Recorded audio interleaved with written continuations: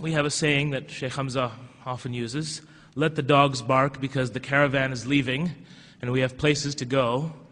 So the dogs that Mr. Gatto alluded to, who are barking up the tree of compulsory schooling, can continue to bark, because we have an antidote to this dilemma. Actually, we have many antidotes, and some of them appeared in front of you earlier today.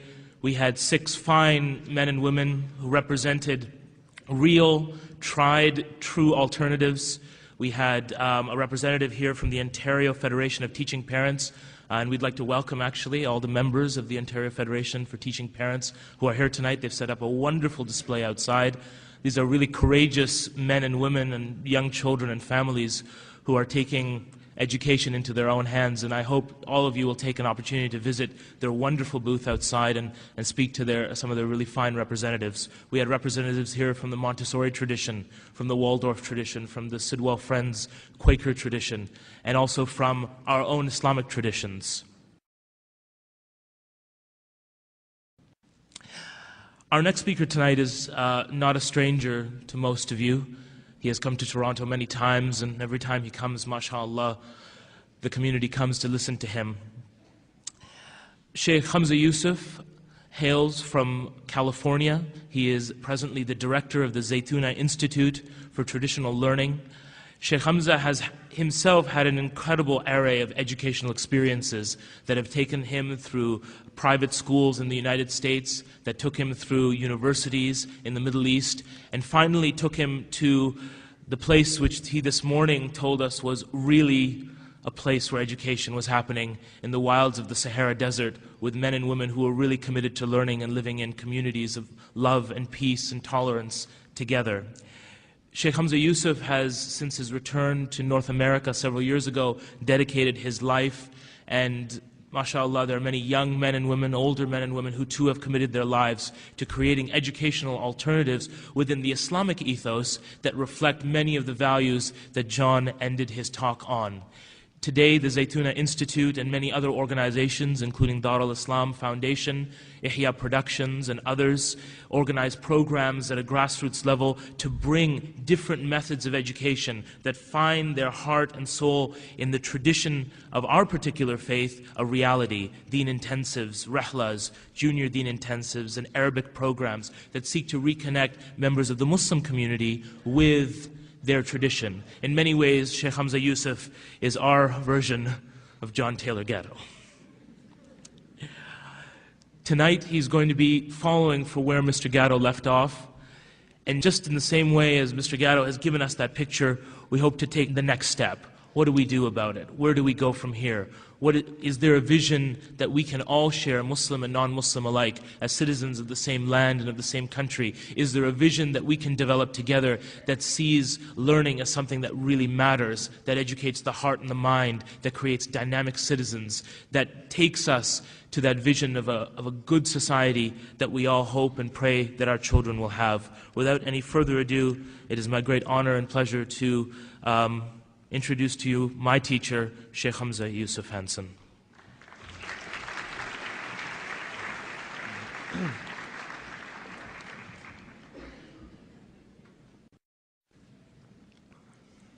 Bismillah ar-Rahman ar-Rahim. Assalamu alaikum. Salatu wassalamu ala Rasulillah. Wa la hawla wa la quwwata illa billah. In the name of God, the merciful, the compassionate, prayers and peace be upon all of the prophets and upon our messenger, Prophet Muhammad. First of all, I want to say that one of the benefits for me about hearing what I just heard from somebody of not considerably, but an older age than I'm at, and more life experience and more teaching experience, can come to the conclusions that I came to, which makes me realize that I might not be crazy after all. And that in itself, I think, is one of the benefits of hearing an alternative perspective, is that what you surprisingly find is that there are actually many people out there that are having these same inklings. Something's wrong. Something's wrong with the present situation, the condition that we're in. And I think the primary reason for that is the extraordinary factor that is never placed into their equation, which is the human soul. This is not in the social engineer's equation. And I think the thing that sums it up best, there was a book written by a man named Crosby about, his basic thesis was that the incredible control that has taken place in the last 500 years is based on the ability to measure things. That human beings have obtained a power of measurement. They can measure the air. They can measure the ocean. They can measure the stratosphere. And measurement gives you power. In fact, the Arabic word to measure and to have power is the same word.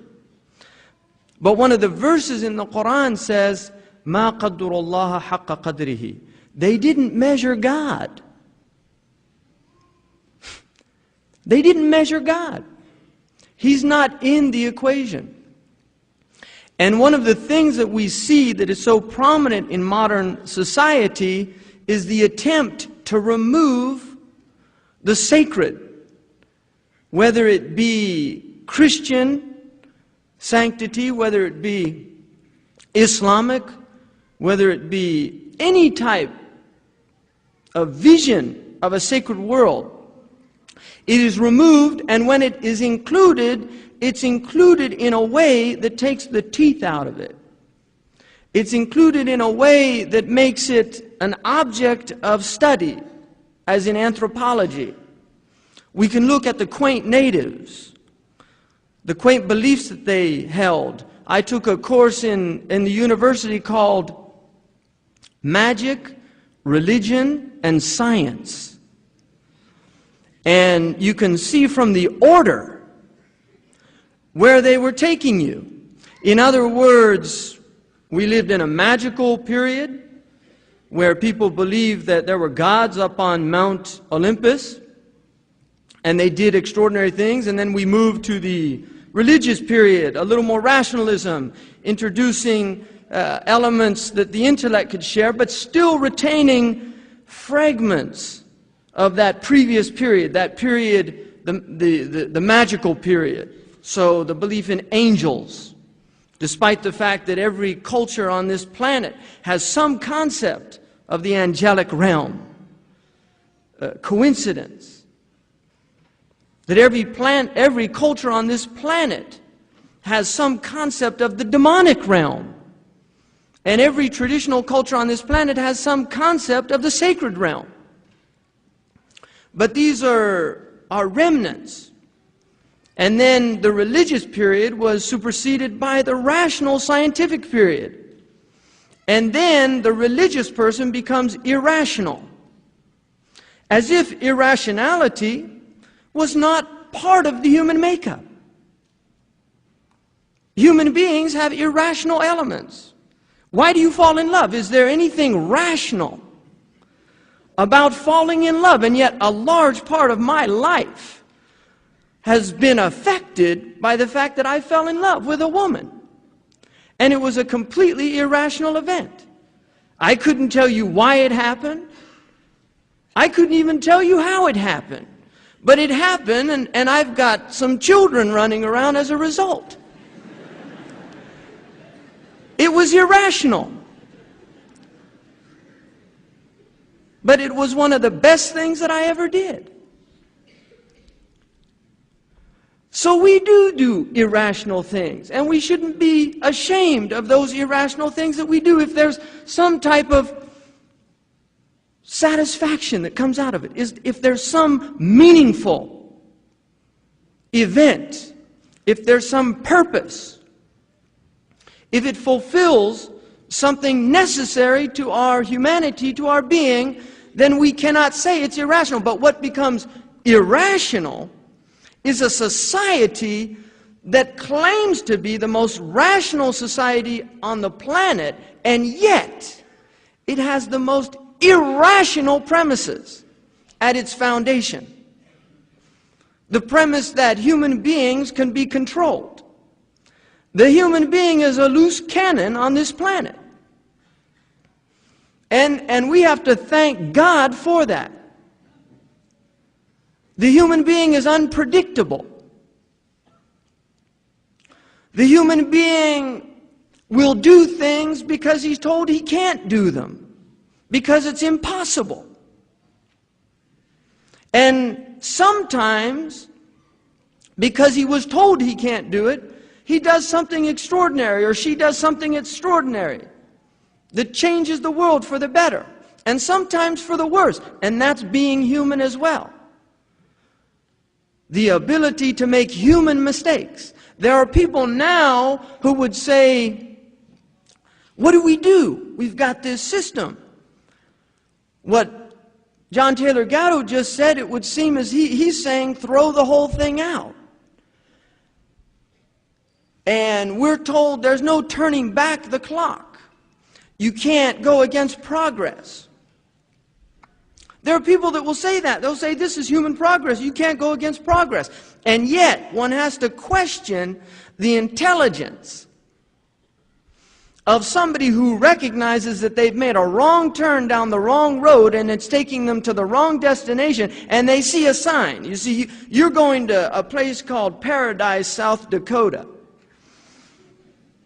And you turn on the wrong fork and suddenly it says, Hell, Arizona. You have to question the sanity of that person to not turn his car around and head back to where he made that mistake, because that's a sign of intelligence to make a mistake and to rectify the mistake that you've made. And if you can't do that, then you're stupid. And those are the people that are supposed to get the F's. Really, we have to question a society now of lemmings headed for a precipice, and nobody is saying stop. And the people that are saying stop are called radicals, are called extremists. A lot of people don't realize that some of the greatest, most celebrated people in these so-called universities, these higher centers of learning, were radicals in their time. Some of them were killed because of their ideas, burnt at the stake, put under house arrest. And then we can honor them. Like they used to say, the only good Indian is a dead Indian. That's what the Americans used to say. The only good Indian is a dead Indian. Well, now you can have Hollywood films in which Geronimo's the hero. He's the hero. The bad guys are these stupid white guys. We can do that now, but woe unto Geronimo when he was calling his people to rebel against control. A free people. A free people. Look at the Southwestern Indians. I want to take one example, the Anasazi Indians. They lived in a place, there's a place now called Chaco Canyon. Chaco Canyon, nobody knows what it is. But there was a woman, she's an anthropologist, who also happened to be an astronomer.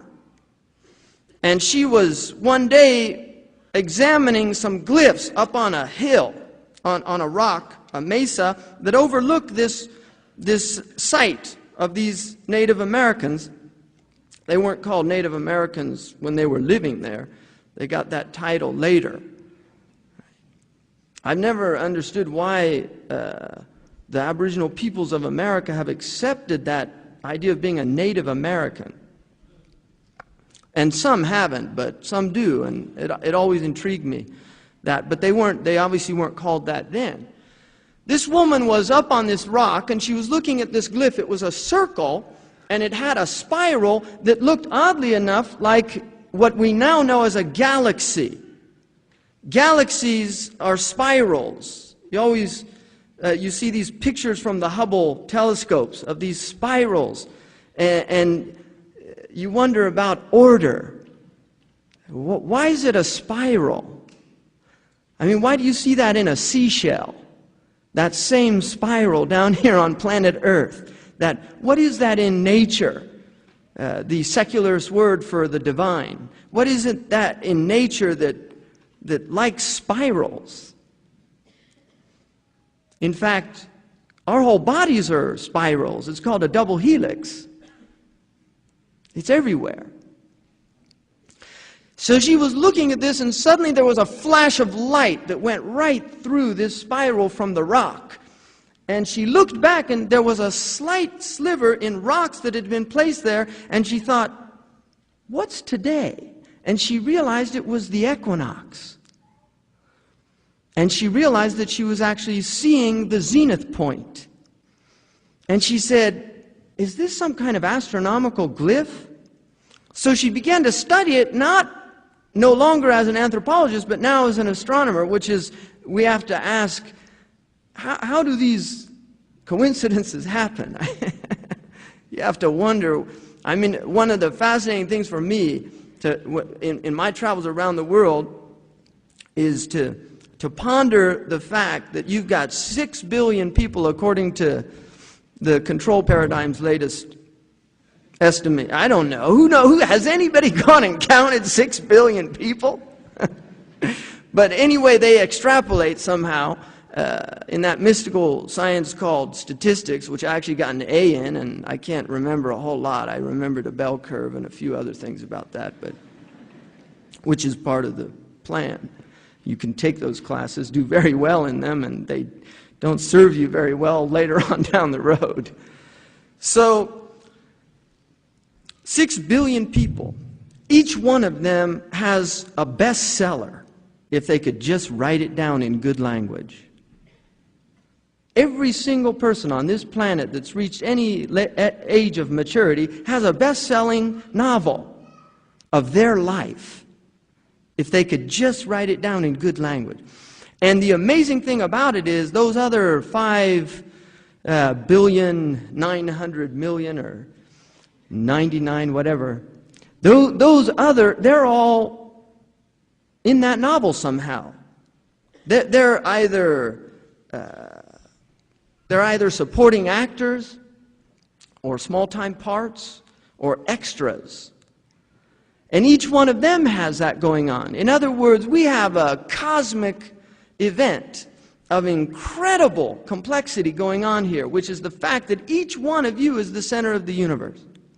Each human being in this room is the center of the universe. And right now, I just happen to be part of your experience.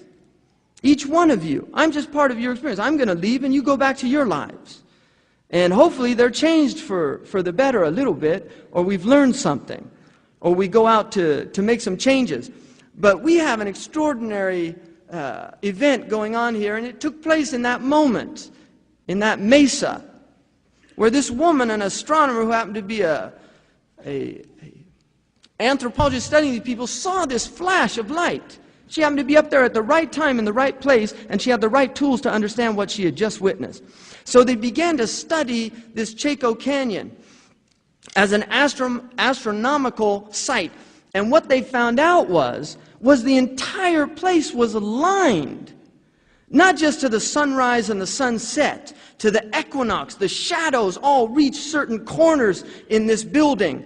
And the moonrise, and there was the glyph work to determine moonrise and sunrise, to determine moonset and sunset at different times of the year. And one of the equations would take 18 years to work out.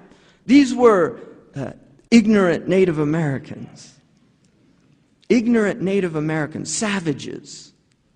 Savages. So they asked these anthropologists to say, what was this place? What did it mean? They're saying, well, we don't really know. We don't know what it was, but they definitely knew something amazing. They had very high astronomical and geometrical sciences to work all of this out. They asked a Native American from the Hopi Indians, no degree, no diploma, in fact, they just said Native American. That was his qualifications to be interviewed. And he was Simple looking guy there with it. They asked him, what do you think this place was? He said, you know what this place was? He said, these people were people that looked into the heavens and they saw order. And they wanted to bring a portion of that order down to earth. That's what they saw. They looked up into the heavens and saw order. We used to say in this culture, before it was taken over, as in heaven, as above, so below. As above, so below. The idea that we live in an orderly universe, an ethical universe. One of my favorite statements ever by a theologian in the history of theology is Kierkegaard's statement, in which he said, if every human being on earth was let into heaven, and only one man was condemned to hell, and I was that man, then from the depths of the abyss of hell, I would declare the eternal justice of God. That's what these people were looking at. They were looking at a just universe, a universe of purpose, not an eloquent dance to nowhere as a leading anthropologist at Harvard University called Life on Earth. An eloquent dance to nowhere. A meaningless, random event of extraordinarily complex coincidences. Billions of them that happen to come together at the right time in the right moment to make this event. Why is there something as opposed to nothing? I was in an observatory, and I took my boys to see this planetary. It was at a planetarium, and you saw the stars, and we looked up at this dome. And here's how it began. Suddenly there was just a flash, and suddenly you were in all those swirls again. And the man said, "In the beginning there was the Big Bang." That's literally what he said. The Big Bang didn't happen in any one place. It happened everywhere at the same time. And you know what my boys said? Subhanallah.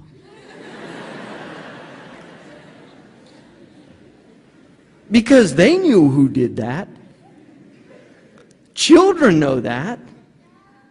One of the things Fakhruddin al-Razi said, if you take a rock and you look at a 2-year-old and you hide behind a wall and you throw the rock over his head, the 2-year-old will turn around, and if he can't walk, he'll crawl over to investigate where the rock came from.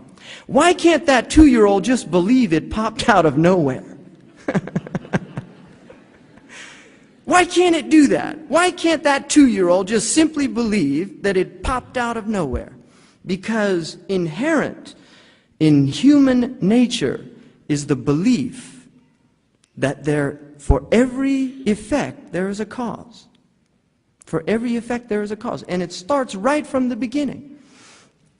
And we're told that there was no cause. We're told everything on this planet has a cause except the universe. There was no cause. Everything else has a material cause. You study any of the physical sciences and they'll tell you there was a cause. They'll even, if you study physiology, they'll tell you about form and function. That every single thing in your body is designed for a function. The form is actually designed for the function. And they talk about design, they use that word, and I always wondered about that because I would ask them, who's the designer? Natural selection. Well, can you tell me a little bit more about this character? Because there's intelligent design. So is natural selection intelligent? Well, he works a lot at it. He makes a lot of mistakes. But he improves each time. Well, that's intelligence. I mean, that's a lot more intelligent than a lot of human beings that I know. Right? Because Einstein said the definition of insanity is keep doing the same thing over and over again and expect a different result. Which is what we call school reform. Really, that's what it is. It's school reform. So we want to look up at the stars again. They've done their best to take them out of the sky. They keep artificial lights. In California, fortunately, the power, we're losing it all. So one day the San Franciscans are going to walk out and say, my God, who created that? They haven't seen the heavens in at least 30 or 40 years. There's kids there that don't even know that there's stars up there. And they don't know that the sun shows up every morning. I'm serious, there's a lot of these people that are so disconnected to this universe that they're not even aware that there's a thing called the solar system. Again, a system. You wonder about that system. That's an engineer's term. Right? Systems. Who makes systems?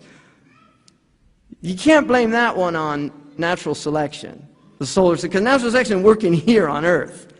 Who got that one going, right? I mean, really, there's questions here to be asked. These are called the big questions, but they're left out of those multiple choice tests. Somebody once had you know this guy, he's called the telephone man, and this is a true story. He was a telephone man in a yellow book, and I was in a bookstore, Cody's bookstore in Berkeley.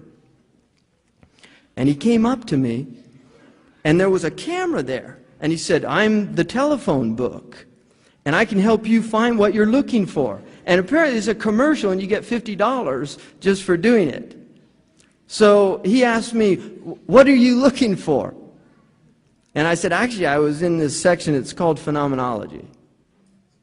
And I don't think it's in the phone book. And he said, no, you'd be surprised. I'm really serious. He said, you'd be surprised. He's looking it up. How do you spell that? P-H-E. He looked it up. He said, it's not in here. And I said, you know, God's not in there. Right? God's not in there. I mean, the big things aren't in the phone book. You can't look them up in the phone book. And that's the truth. It doesn't have all the answers, all these manuals they give you, how to do this and how to do that. They don't teach you how to nurture your soul. But they're very good at destroying the soul. And what we need to do as a community, all of us together, is we need to wage, I don't want to use war, because when Muslims say war, they get in trouble. But we need to wage, I'll use Brian Wilson's term, we need to wage unconditional peace against a culture controlled by a handful of people. And people say, well, are you saying there's a conspiracy? I'm saying that you don't hang around long enough after the movie to read the credits. There's no conspiracy about who made the film. You just saw a film, and that film had an agenda. And if you didn't stay long enough, you'll often miss what the agenda was. For instance, there was a film called Executive Decision with Steven Seagal and Kirk something or other and a whole bunch of other famous people that people go and see just because their names are in there. They don't care what the movie's about, but they go to see those people. This film was about terrorists, Muslim terrorists, taking over an airplane. And interestingly enough, the white guy who goes to save the plane is using a plane that can latch onto another plane, which was actually a Pentagon project that was canned by Congress. And the Pentagon was upset about this. So he latches onto the plane, and then a whole bunch of minorities are under his command, and they go in to take over and get these Arabs out of there who are going to blow up the entire East Coast. How they got that baggage onto that plane is another story. But that's Hollywood. So the interesting thing about this is if you stayed till the end of the credits, at the very end, not at the beginning, after Steven Seagal and all those characters and the producer and this, they said, we'd like to thank the United States Air Force. We'd like to thank the United States Navy. We'd like to thank the the Secretary of Defense for making this film possible. That's an agenda. And those people who didn't stay long enough to see the credits don't realize that they were being affected by what they saw. There's propaganda there. You can, everything that John Taylor Gatto told you, you can find in public libraries, the Library of Congress, or you can get it through interlibrary loan. Some of them you'll have a very hard time finding, and I'm really serious about this. I tried to find a book called The Evil Eye. It took me 2 years.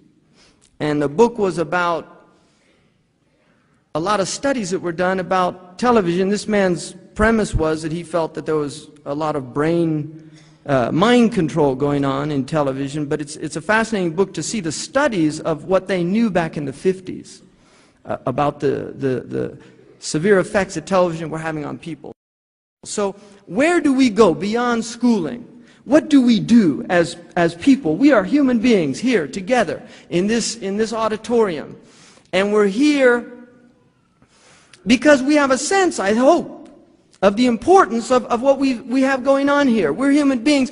Some of us have children. I have children. I'm concerned about my children. I'm concerned about the world they're growing up in. I'm concerned about the commodification of human beings. I'm concerned about human resources. I don't like one of these guys that went and shot this place up. He killed all these people in the human resource office because they wouldn't give him a month's in advance pay so that he could buy Christmas presents for his children. Now, to imagine the stress that this man was under to actually, because he was denied that month in advance pay by the human resources, to go and do something that tragic, because it is tragic, but the entire system is tragic. What produced that man is tragic. I lived in the Saharan desert. They don't have mass murderers. They don't have children shooting their fathers. They don't have children going to school and shooting their fellow children. They wouldn't even think of it. It wouldn't even occur to their mind or their heart. They're not more human than we are. They're not less human than we are. They're human beings, but they're in an environment in which their minds have not been manipulated and controlled to the degree to which they're going berserk. They're running amok. Look at this last killing. And I have a map here of the school killings, which is interesting because they're all over the country. I mean, it's amazing how they're just, one happens here, then here, and then here. And these are tragic events beyond belief. But if you look at these characters, when you see their pictures, the same glazed look in the eye. Those boys, you saw that picture of that boy in San Diego? He doesn't know what he did. He doesn't know why he did it. Our Prophet Muhammad said one of the signs of the end of time. He said, يَأْتِي عَلَى النَّاسِ زَمَانٍ لَا يَدْرِي الْقَاتِلُ لِمَا قَتَلْ وَلَا الْمَقْتُولُ لِمَا قُتِلَ. The killer will not know why he's killing, and the one being killed will not know why he is being killed. It's a hadith in Sahih Muslim. The killer will not know why he's killing, and the one being killed will not know why he's being killed. What is going on? What has brought us to that point? We have lost community. We've lost family. These things have been taken away from people, and they weren't taken with ease. People fought. Read history. Read what happened 100 years ago in the United States of America. What the farmers did. Now you look at the farms in America, the highest rate of suicide is in farmers in the United States of America. They're committing suicide. When I was a child, we used to sing a song. Old MacDonald had a farm. E-I-E-I-O. And on his farm he had a cow. E-I-E-I-O. And what did the cow do? It went moo moo. Old MacDonald had his farm taken away from him because he couldn't pay the bank. His cow doesn't go moo moo anymore because he's got foot and mouth disease or mad cow's disease.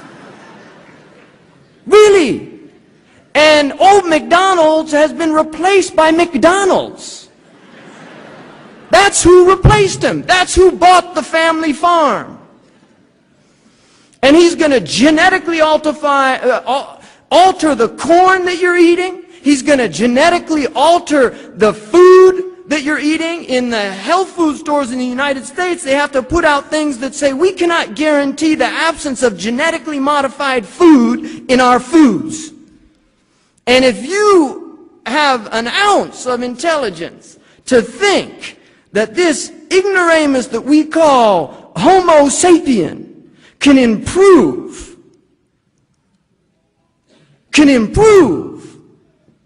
on perfection, can improve on the God-given seed, the seed of life. If you believe that man, this is called hubris in the ancient Greeks, this is what destroys man, is his arrogance, his belief that he can do things that he is not qualified to do. And the sign of an intelligent man is to know his limits. To know his limits. Really, we have to question what is going on out there, and our silence is complicity. The silent one is complicit in the crime. If you stand by and watch a crime happening, you're part of that crime. You're aiding and abetting that crime if you don't do something about it. The Arabs say, the hadith says, as-sukut alamatu ridha. Silence is the sign of contentment. Silence is the sign of contentment. We should be standing up. The Europeans went out and marched in large numbers to prevent genetically modified food. And yet these things, people aren't even debating these things because we have an educational system that makes us docile, that makes us think. Like John Taylor Gatto said, it makes people accept orders even if they're stupid. It makes them accept. There's people that, there was an old lady in England, and she was pouring tea. She had her cream there. And as she was pouring it, she said, you know something very strange about this cream. When I was young, I remember cream going off really fast. But this cream doesn't go off anymore. It'll last 2 weeks. My grandfather said, he had an orchard, and he used to tell us if we found a worm in the apple, he said, I wouldn't eat an apple a worm wouldn't eat.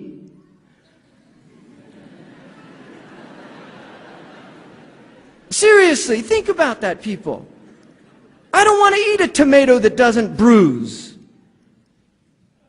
You go into supermarkets now and you think you're in a science fiction movie. The colors are different. Where are they getting apples like that?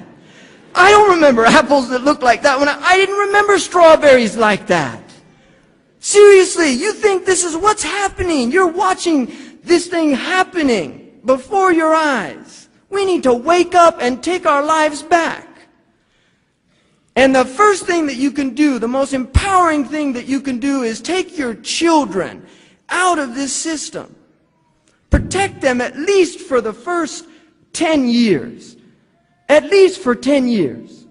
Don't be afraid to educate them in your homes. You can do it, and they'll do it themselves. And they will surprise you at how intelligent they are.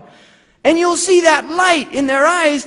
It won't go out after 2 or 3 years of public schooling.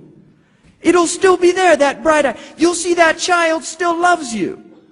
It isn't listening to the children at school telling them how much they hate their parents. And there are some children in school that they do hate their parents. They beat their children. They do terrible things to their children. And your children are listening to that. And with peer pressure, they start hating their parents. They start contributing to the dialogue. My mom's so stupid. My dad's so stupid. You know what he made me do? Children in West Africa don't do that. They couldn't imagine saying that their parent was stupid. A child couldn't imagine that. The Arabian Prophet ﷺ once said to his companions, never curse your parents. And they said, Ya Rasulullah, how could we curse our parents? It wasn't even in their frame of reference. Now look at the subtlety of this meaning. He said, by cursing another man's parents, you cause them to curse your parents. So don't curse another man's parents. But look how he began it. Don't curse your parents. By cursing another man's parents, you cause them to curse your parents. Like these poor unguided Afghani people that just blew up this Buddha that's been there for 1,500 years. The greatest Muslims in the history of Islam were living in Afghanistan, and before that, some of the greatest Buddhists. Balkh was a center of Buddhist learning. Many of those scholars became Muslims and actually contributed to the development of Islamic logic. The greatest scholars never said, go blow up those statues of Buddha. But what the press will not tell you is the reason, how, what brought that about. Like those companions who asked, how could we curse our parents? How did that Buddha get destroyed? It got destroyed because for 20 years, the Afghani people have lived under the tyranny of being victims of a Cold War game played between two giants called America and Russia. A peaceful people, a proud people, a people of great dignity, a people of great strength, a people that are praised in the literature of the English for their tenacity. One of the prime ministers said in Parliament, how can we defeat a people, speaking of the Afghanis, when they look down our barrels, they see the gates of paradise? How do we defeat those people? The midwife, an educated Afghani woman, a physician, Arifa Azad, a beautiful Afghani woman, educated, erudite, knew her poetry, knew her culture, was proud to be an Afghani. She was the obstetrician of my family. She couldn't go back to her country. She came to this country to learn medicine, to go back and practice medicine in her country, and the war broke out. She was not ashamed of her people. She was proud of her people. She was a literate person. People don't talk about that because history is in a vacuum. History is what CNN tells you. That's not history. That's what happened yesterday or today, whatever the latest headline news is.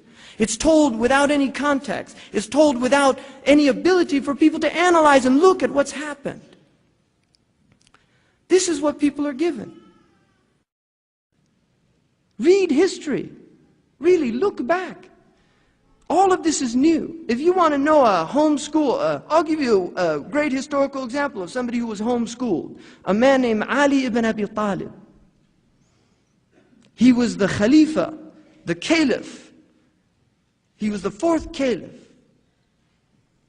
He was a brilliant man. He was a genius. He grew up in the house of the Prophet Muhammad sallallahu alaihi wasallam. He never went a day in school. He never spent a day in school. Not one day. Because he was in the greatest school, the school of the Prophet Muhammad. That's the Sunnah. For Muslims, Sunnah is the tradition of their Prophet. Their Prophet was a homeschooler. He schooled his children, Fatima. When the Prophet Muhammad, peace be upon him, was 12 years old, imagine this, he took a trip with his uncle to Syria of a month, a commerce trip, a trip as a merchant, 12 years old. And look at our 12-year-olds today. Look at them. It's disgraceful. It's disgraceful, really. Look at these poor kids, and they're victims, and you have to see them as victims. And we're complicit in the crime that was done against them because we're more busy making a living and we've forgotten we've already been given a life. We've been given a life by God. And your children are your wealth. Al-malu wal-banun zinatul hayat ad-dunya. Children, wealth and children are the ornaments, the embellishments of life on earth. But to sacrifice your children for your wealth, if I had to give up one of the two, I know which one I'd give up. And I don't have that much to give up, so it's a lot easier choice than it is for some people out there. We need to retake our communities, really. You need to stop buying these at these corporate. Really, don't buy from them. Don't wear the logos. Don't wear the Nike switch. Why should you give them free advertisement if they're not going to pay you? Seriously, why advertise for them? Take them off their clothes, or don't buy their clothes. Make your own clothes. People used to make their own clothes. You can buy cloth. Go buy cloth. Learn how to sew. Sewing is a good thing to learn how to do. Well, I'm going to feel stupid walking around in homemade clothes. Well, who do you think made you feel stupid? The same people trying to sell you those clothes that they made that look a lot stupider than homemade clothes. We've got kids walking with pants halfway down their bottoms, with shoes that are so big. Some of these young girls walking around, my God, how do they walk? And we know it's bad for their spines. Really, all of this is madness. You're not the mad one. But if you have enough sense of who you are and whose you are, you have some individuality, you have some spine, you have some courage to be different. It takes courage to be different. People ask me, every time they say, what about your children being homeschooled? What about socialization? I said, that's why we're homeschooling. For God's sakes, get that through your brains. That's why I'm homeschooling. I don't want them socialized into that madness. It amazes me, that question always comes. What about, so every single person I've ever said, that's it. I don't want my children, I look out there, I see these kids the same age, they scare me. When I was a little kid, and I did some Huckleberry Finn things that I'm probably a little ashamed of, but when I was a little kid, if an adult looked at me with any type of disdain, I felt fear. I'll tell you something, I feel fear looking at these 8-year-olds. I really do. And one of them broke a bottle in front of my house, and I went outside and I said to him, hey, excuse me, what are you doing? He said, what's it to you, man? This kid was 10 years old. If I had said that when I was 10 years old in Mill Valley, California, that man would have taken off his belt and whipped me, and my mother would have thanked him for doing that. It wasn't called child abuse in those days. Al Capone, one of the worst criminals in the history of America, according to the history books, was thrown out of school when he was 12 years old for punching a teacher in the mouth. Al Capone, he didn't bring a knife to school and knife his teacher. He didn't shoot him. He punched him in the mouth, and he was the worst kid on the block. Al Capone went on to have an extraordinary career in crime. But he was a clever fellow. People don't realize that Al Capone probably did more for the people of Chicago than most of the multinational corporations that are centered in Chicago. He opened up soup kitchens and fed poor people that didn't. They loved him, Al Capone. You know why they got angry at him? Poor old Al, right? You know why they got angry at him? They loved Al. They really did. You can read the history. Al Capone at his trial, when they mentioned that he actually wore, they had somebody up there who made his underwear. Homemade underwear. Al Capone was a rich guy. He wore homemade clothes. That's what rich people do. They don't, you think rich people are buying that stuff at the Gap? Rich people they pay somebody to make their own clothes. They eat organic produce, right? Really, they do. They eat from homemade bowls. They don't buy mass-produced stuff. You can make your own bowls. Rich people, they're too busy ruining the world to make their own bowls, so they pay other people to make their own bowls. But the point is, they don't eat from mass-produced things. The wealthiest people don't. They really don't. Al Capone, when it was mentioned that he wore silk underwear, blushed. That's what the reporter said. In other words, the man had some shame in his heart. We didn't even see Clinton blush. The President of the United States, when he lied to the American people, didn't even blush. Al Capone blushed because his underwear was mentioned. When Clinton's private parts were mentioned, not his underwear, mind you, his private parts, the man didn't blush. What does that tell you about Al Capone and the President of the United States? Well, I'll tell you something. It tells me that I think Al Capone was probably a better person. Really, I think he probably had something in his heart that gave him a sense of shame, despite the fact he was a horrific human being. The reason the Chicago people went against Al Capone is because he killed 7 men, allegedly. It wasn't the killing of the gangsters. They could care less. You know what really upset them? He had his cronies dress as policemen. That's where Al went too far. That's what really troubled them. The idea of a police officer being a mafioso. In other words, it was too much, even for the people of Chicago. 7 people. And the people of Chicago were up in arms. We have 7 people being killed every hour in Chicago now. Really? I mean, look what's going on out there. And people they're no longer shocked at these things. My mother told me, who grew up in the 1930s in San Francisco, California, that if a person died, it was front page news for at least a month. If a person was killed, murdered, it was front page news for at least a month. Why have we allowed this to happen? Really, something very, very wrong has happened, and what it is that your souls are dying. We're literally dying of suffocation, spiritual suffocation. Our souls are dying. And before the lights are out completely, I would advise all of you to reject this and to commit your lives to turning the tide. Because the danger of people that can see things another way and have the courage and the motivation to set out to change those is that very often they succeed. That's why those people are dangerous. People that can see things the way they should be and not the way they are. Those people are dangerous people. And I hope I'm a dangerous man. I really do. I hope I'm a dangerous man, and I hope all of you will commit to being dangerous people. A danger to what's wrong out there. A danger to what is wrong out there. And I'll tell you something, you can begin it. If you look in here, if the average person in here even has 2 children, and they raise them to break the cycle, to be different, to reject it, that can change the history of Toronto. Really.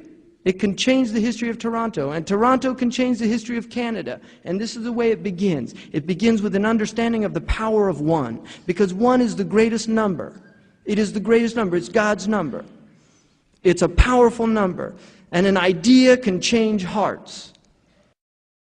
An idea can change hearts. And if an idea is right and it's true, it should change hearts.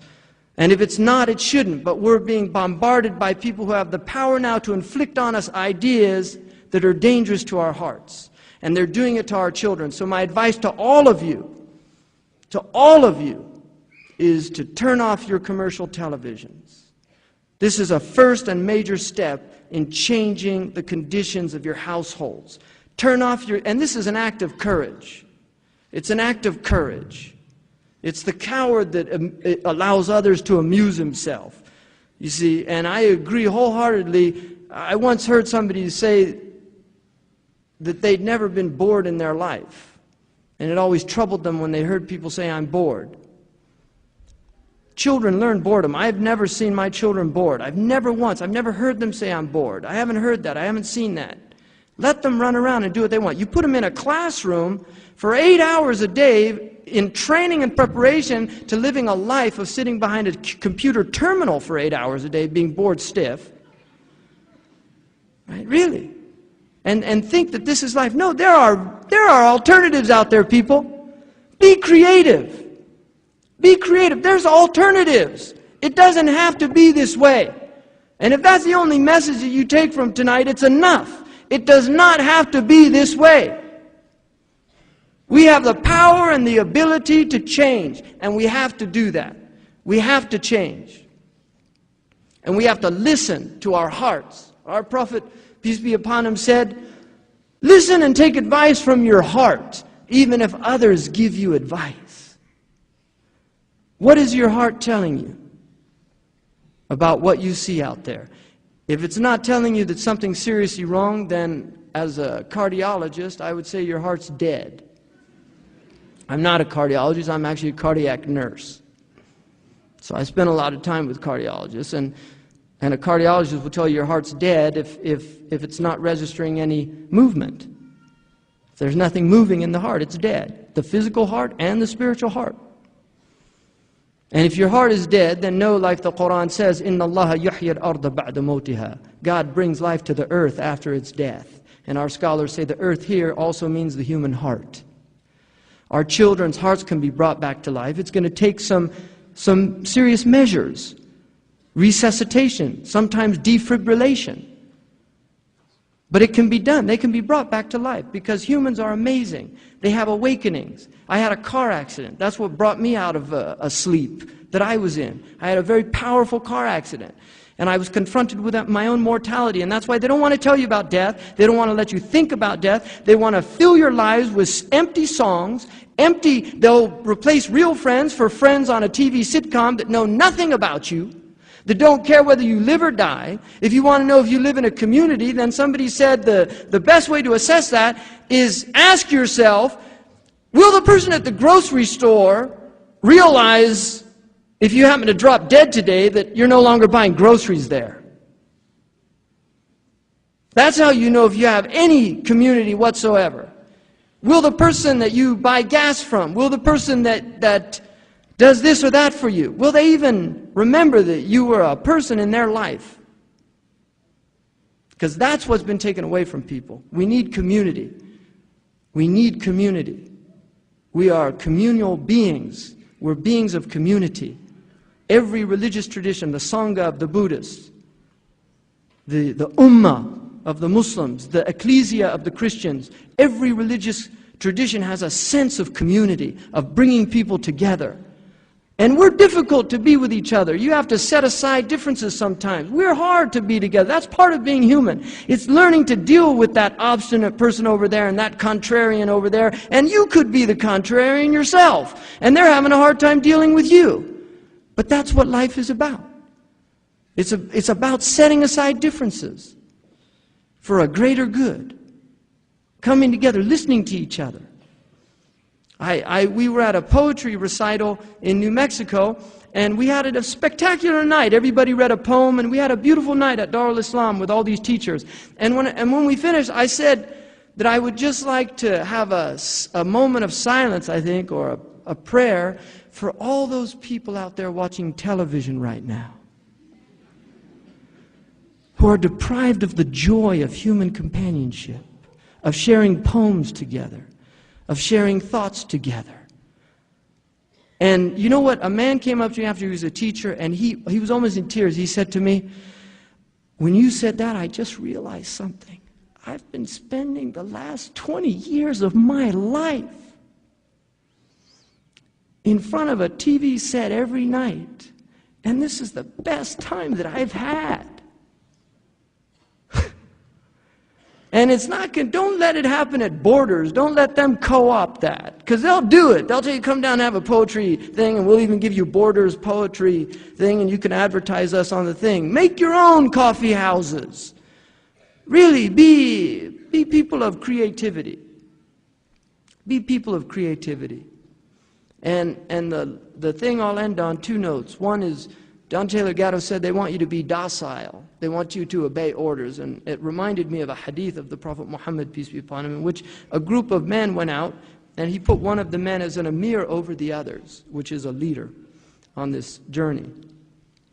And this man, he was probably a humorous fellow, he told his companions, see that fire? I'm commanding you to jump into the fire. And they looked at each other and they said, the whole reason we became Muslims was to save ourselves from the fire. So we're not going to do it.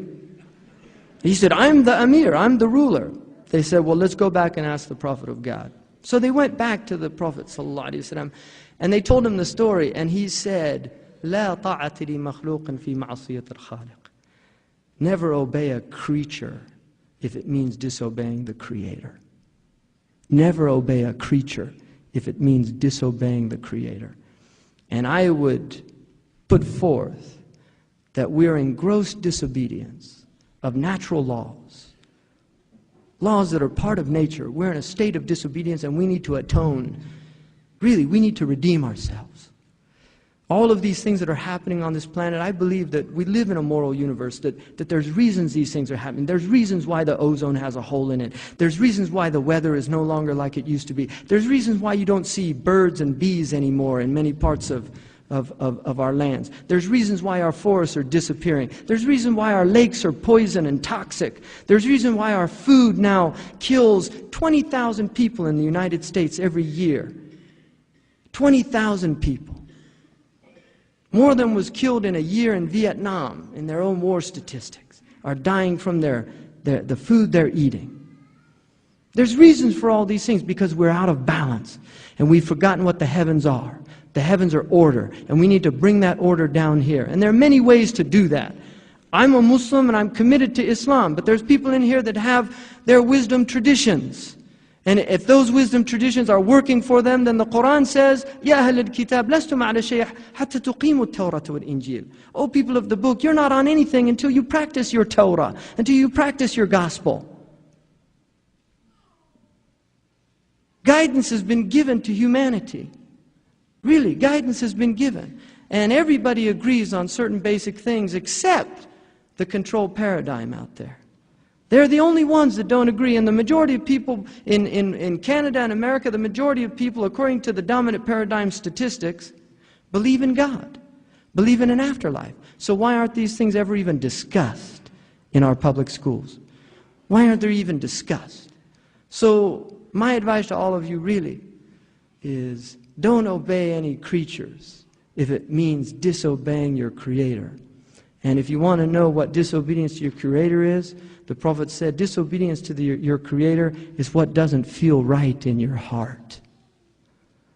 Listen to your heart. Listen to your heart. I thank you very much and apologize for going on a little longer than I probably should have. And I hope that you do what the Quran tells you to do, whether you're a Christian or a Jew or a Buddhist or a Muslim. The Quran gives a beautiful piece of advice, and it applies to every human being. الَّذِينَ يَسْتَمِعُونَ الْقَوْلَ فَيَتَّبِعُونَ أَحْسَنَهُ. Those who listen to what's been said and they follow the best of it. Thank you very much.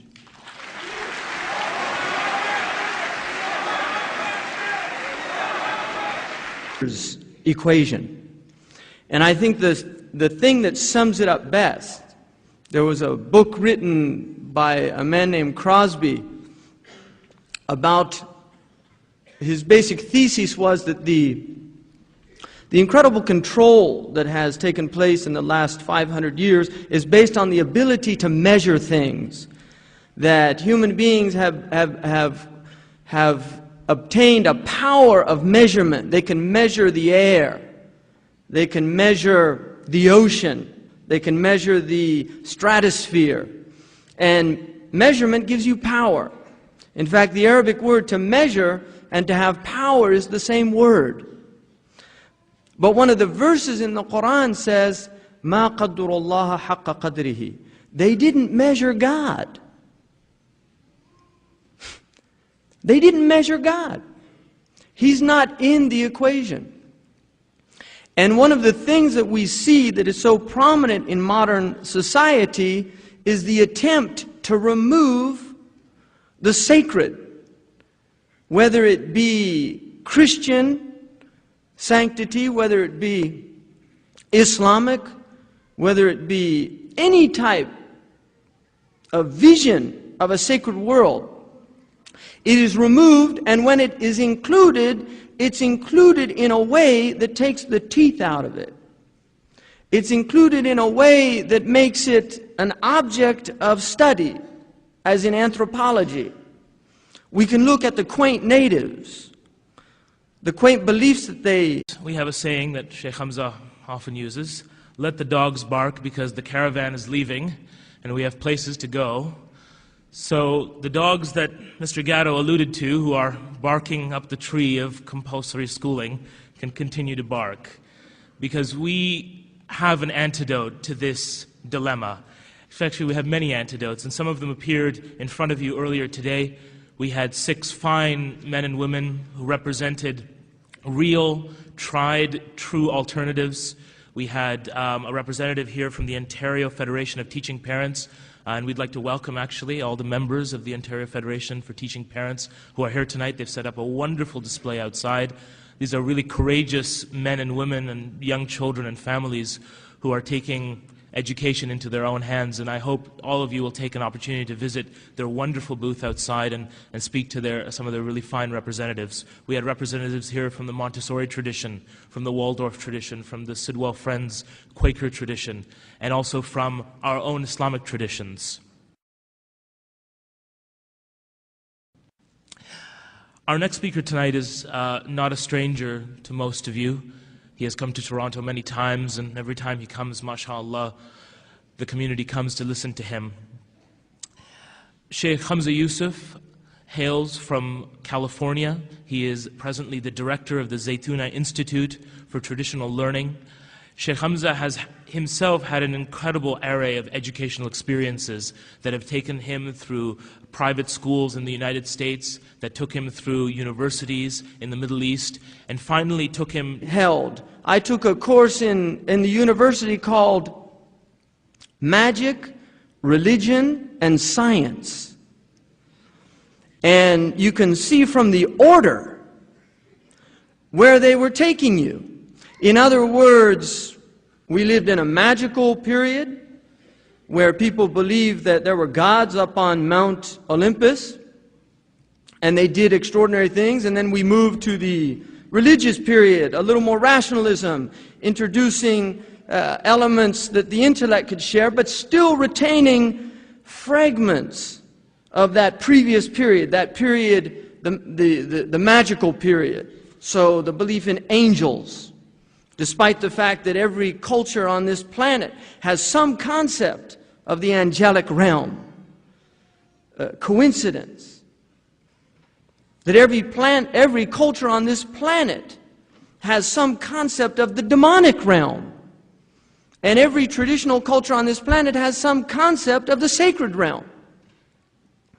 But these are remnants. And then the religious period was superseded by the rational scientific period. And then the religious person becomes irrational. As if irrationality was not part of the human makeup. Human beings have irrational elements.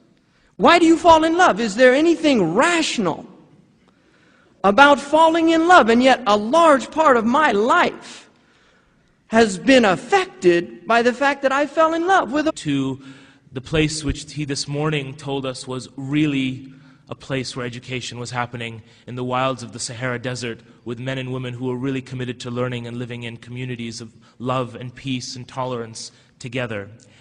Shaykh Hamza Yusuf has, since his return to North America several years ago, dedicated his life, and mashallah, there are many young men and women, older men and women who too have committed their lives to creating educational alternatives within the Islamic ethos that reflect many of the values that John ended his talk on. Today, the Zaytuna Institute and many other organizations, including Dar al-Islam Foundation, Ihya Productions, and others, organize programs at a grassroots level to bring different methods of education that find their heart and soul in the tradition of our particular faith, a reality. Deen intensives, rehlas, junior deen intensives, and Arabic programs that seek to reconnect members of the Muslim community with their tradition. In many ways, Shaykh Hamza Yusuf is our version of John Taylor Gatto. Tonight, he's going to be following for where Mr. Gatto left off. And just in the same way as Mr. Gatto has given us that picture, we hope to take the next step. What do we do about it? Where do we go from here? Is there a vision that we can all share, Muslim and non-Muslim alike, as citizens of the same land and of the same country? Is there a vision that we can develop together that sees learning as something that really matters, that educates the heart and the mind, that creates dynamic citizens, that takes us to that vision of a good society that we all hope and pray that our children will have? Without any further ado, it is my great honor and pleasure to introduce to you my teacher, Shaykh Hamza Yusuf Hanson.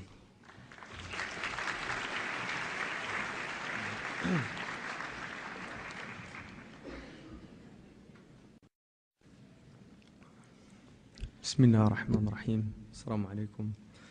Salatu wassalamu ala Rasulillah, wa la hawla wa la quwwata illa billah. In the name of God, the merciful, the compassionate, prayers and peace be upon all of the prophets and upon our messenger, Prophet Muhammad. First of all, I want to say that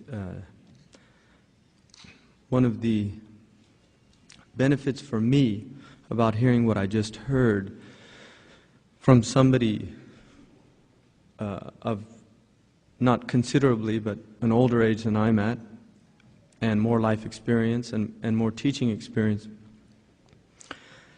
can come to the conclusions that I came to, which makes me realize that I might not be crazy after all. And that in itself, I think, is one of the benefits of hearing an alternative perspective, is that what you surprisingly find is that there are actually many people out there that are having these same inklings. Something's wrong. Something's wrong with the present situation, the condition that we're in. And I think the primary reason for that is the extraordinary factor that is never placed into their equation, which is the human soul. This is not in the social engineers